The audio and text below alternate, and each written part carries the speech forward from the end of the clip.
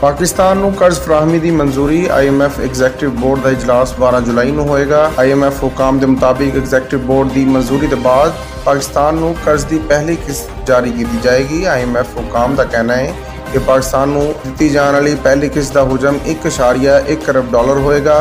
ਖਿਆਲ ਰਹੇ ਕਿ 23 ਜੂਨ ਨੂੰ ਪਾਕਿਸਤਾਨ ਤੇ IMF ਦੇ ਦਰਮਿਆਨ ਸਟਾਫ ਲੈਵਲ ਮੁਆਹਦਾ ਤੈਅ ਪਾਇਆ ਸੀ ਤੇ 3 ਅਰਬ dollar the stand by arrangement ਮੁਆਹਦਾ ਹੈ।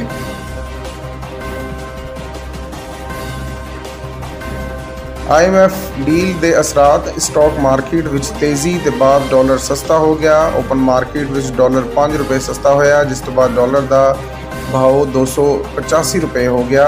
ਈਦ ਤੋਂ ਕਬਲ ਓਪਨ ਮਾਰਕੀਟ ਵਿੱਚ ਡਾਲਰ 1 ਰੁਪਏ ਦੀ ਕਮੀ ਦੇ ਨਾਲ 290 ਰੁਪਏ ਤੇ ਬੰਦ ਹੋਇਆ ਸੀ, ਜਦਕਿ ਇੰਟਰ ਬੈਂਕ ਵਿੱਚ ਡਾਲਰ 72 ਪੈਸੇ ਸਸਤਾ ਹੋ ਕੇ 286 ਰੁਪਏ 99 ਪੈਸੇ ਤੇ ਬੰਦ ਹੋਇਆ ਸੀ।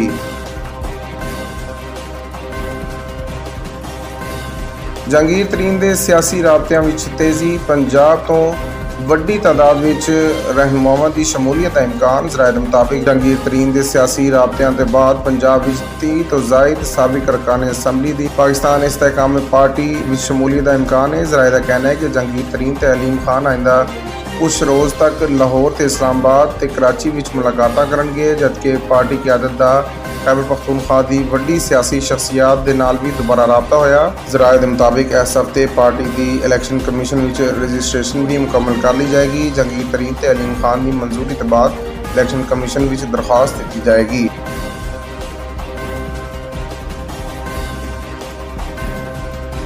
ਚੇਅਰਮੈਨ PTI ਦਾ chief justice Islamabad high court ਤੇ ਇੱਕ ਅਦਮ ਇਤਮਾਦ ਦਾ ਇਜ਼ਹਾਰ। ਚੇਅਰਮੈਨ PTI ਨੇ ਆਪਣੇ ਵਕੀਲ ਦੇ ਜ਼ਰੀਏ ਇਸ ਹਵਾਲੇ ਨਾਲ ਇਸਲਾਮਾਬਾਦ ਹਾਈ ਕੋਰਟ ਵਿੱਚ ਦਰਖਾਸਤ ਦਿੱਤੀ।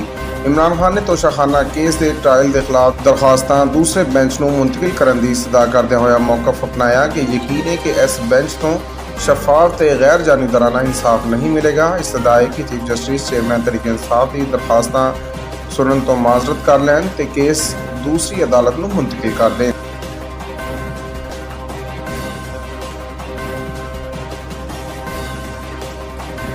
डिप्टी चेयरमैन सैनेट ने मुल्क में 9 नए सूबे बनाने की तजवीज़ दे दी। Deputy chairman senate Mirza Muhammad Afridi ने कहा कि कराची को बिल्कुल अलग सूबा बनाना चाहिए। बलोचिस्तान के 3 ते पंजाब के 3 अलग सूबे बनाने चाहिए ने। डिप्टी चेयरमैन सैनेट का कहना सी कि वफाक के ज़ेर इंतज़ाम साबका इलाके फाटा भी अलग सूबा बनाना चाहिए तो एक सूबा हज़ारा बनना चाहिए।